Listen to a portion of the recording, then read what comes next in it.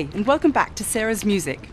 Today we're going to take a closer look at why string instruments make the headlines, like when Yo-Yo Ma left his cello in a New York taxi, or David Garrett slipped and fell on his violin. Okay, these instruments are expensive, but why? Apparently, the most expensive string instrument in the world is a viola valued at $45 million. Unbelievable. But the value of these instruments is not just about the money. Every year, musicians from all around the world come to Bonn to take part in the Beethoven Fest. A perfect opportunity for me to find out more about these valuable string instruments.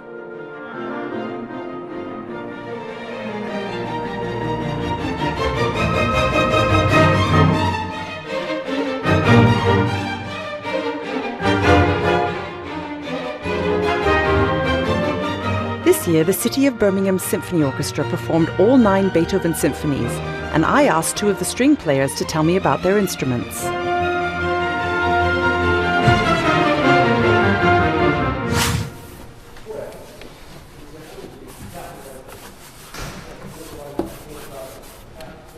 I'm here with John Tattersdill, the section leader of the double bass section of the City of Birmingham Symphony Orchestra. John, thank you so much for your time today at the Beethoven Fest in Bonn. Yeah. You play the double bass. Yeah. Are double basses, because they're bigger, more expensive? No, they're not. They're not. I don't really know why, because there's more wood, so you'd think you'd think they'd be more expensive, but they're not. This one is Thomas Kennedy from London, 1823. 1823, this instrument is? Yeah, yeah. Incredible. My horn's from 2012. Yeah, I know, yeah, but that's just a horn, isn't it? This is a proper instrument. A proper instrument. Yeah, yeah. So string players have a different relationship to their instruments than maybe wind or brass players do. Probably because they cost an awful lot more money. Well, cost comes into it, but also they're quite fragile, and yet they're very strong at the same time. If there's a temperature change that's too great, too fast, the wood can't keep up with the change, and they can split. So being on tour is actually quite a dangerous thing. It is. We went to the Carnegie Hall years ago. We had 9 instruments, 9 basses, and it was very cold there. Cold air doesn't have water in it. It's very dry. And overnight, all 9 instruments cracked. Every single one. And does it make a big difference to the sound? Well, you can't play it. You can't play at all? Well, it depends where the crack is. Okay, because if we put a dent in our horns, we can still play. But, yeah, that's right. I mean, it's not ideal. Yeah. So, but why do you think it is that string players are so much more attached to their instruments? I don't know. Well, some of it, I think, is because you make the sound, because you physically make it. It's a tactile thing. It's not like playing the piano. I'm a pianist as well. You know, the piano, you put the keys down and you get a feel for it, but you don't make the sound. The hammer hits the string and makes the sound. With this, you physically make it with one hand and the other. And it gives you a relationship, because the way the instrument responds becomes part of you in the end, and you have to learn how to get the best out of it. Catherine Arledge is a violinist in the City of Birmingham Symphony Orchestra. This is an old bow, and that's part of the beauty of them, is that this was made in about 1850. So and my violin was made in 1780. So they're both sort of on a journey, really. What's it like owning such a valuable instrument? Because my horn's really, it costs a little bit of money, but nothing compared to what a good violin costs. Yeah. Are you paranoid about it? Do you take it with you everywhere you go? I don't leave it. Yeah, I do take it with me everywhere, but I think the responsibility is that it's in very good condition, this instrument. There's no real cracks or anything on it at all. Yes, yeah.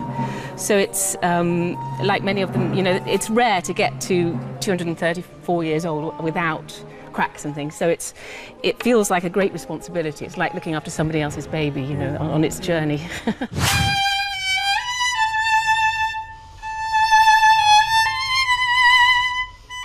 Most old string instruments could tell us fascinating stories about all their owners. The most valuable instruments were made in the Italian city of Cremona in the 18th century, the most famous of all being those built by Antonio Stradivari. These instruments can fetch millions at auctions these days.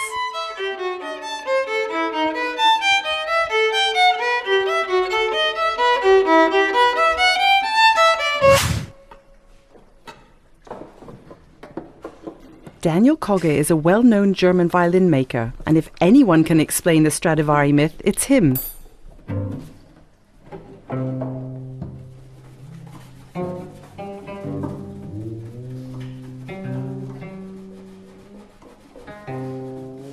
Kann man sagen, dass ein 11 Millionen Stradivari besser ist als ein neu gebauter? Oder hört man das richtig? Oder kommt es auf den Spieler drauf an? Oder ist einfach so eine Selbstbewusstseinssache, dass man weiß, man hat einen richtig tollen Geige? Und was denkst du? Ja, das ist natürlich so die klassische Frage, die schwer zu beantworten ist. Weil es ist, also zweifelsohne, Stradivari ist einfach einer der größten Geigenbauer gewesen, die wir hatten, weil er einfach auch stilbildend war und er hat quasi das Instrument, so wie wir das heute verehren, kreiert, geschaffen. Das war seine Idee. Jetzt so ganz grob gesagt.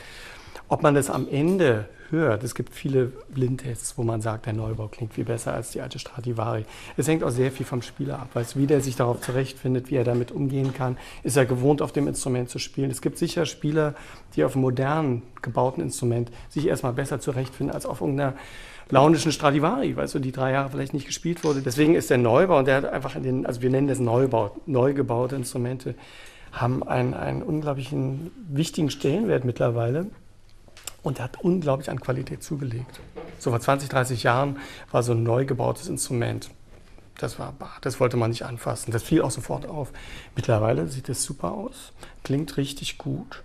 Ob das für einen Musiker passender ist jetzt als die Stradivari, das sei dahingestellt. Also Stradivari, es gibt gute und schlechte, keine Frage. Famous string players pop by all the time to try out the instruments.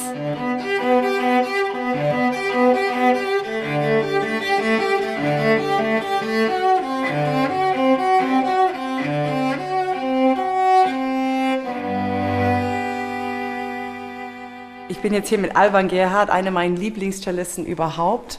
Und Alban, du bist sehr viel unterwegs mit deinem Cello. Und ist da mal was passiert? Das war mit dem Halle-Orchester irgendwann vor 2, 3 Jahren. Du kennst Dvorak-Konzert.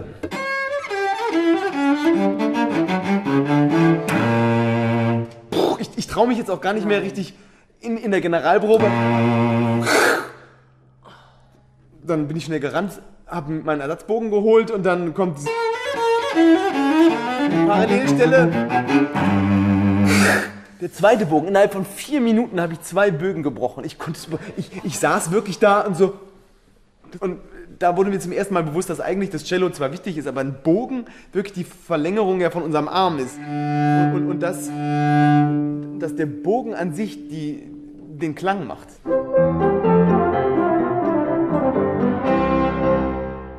For today's playlist, I'd like to recommend 7 Steps by Brooklyn Ryder. Brooklyn Ryder is a string quartet based in New York, and the guys feel equally at home in clubs and in concert halls, and they always seem to have a fantastic time making music together. Brooklyn Ryder are a really modern-day string quartet who love to experiment with improvising and new sounds.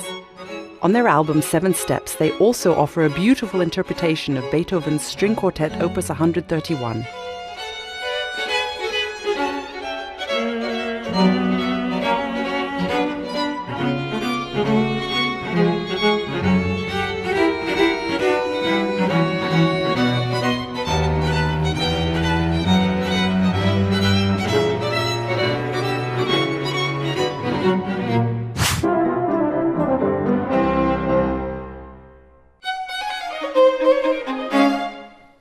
The Borodin Quartet is from Moscow and is one of the longest established string quartets. They are this year's quartet in residence at the Beethoven Fest and are combining Beethoven with Russian music.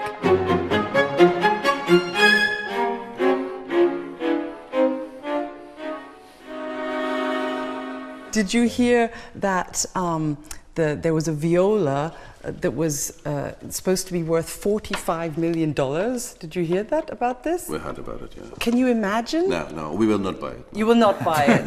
No. We're just musicians. It's insane. It's you know, about all the jokes of the wind instrument and viola. So this is insane to buy viola for such price. Yeah. I was thinking when I was listening to you that every French horn section should listen to more quartet music, because it's incredible how you breathe together. You're not wind players, but you have this common breath. But you're right. In order to breathe this way, we rehearse a lot. In order to breathe together. I can hear this it. is part of our aim, to breathe together in the music. Yeah. So that was Sarah's music today from Bonn. After all that expensive wood, I think I'm going to stick to brass. See you next time. Bye.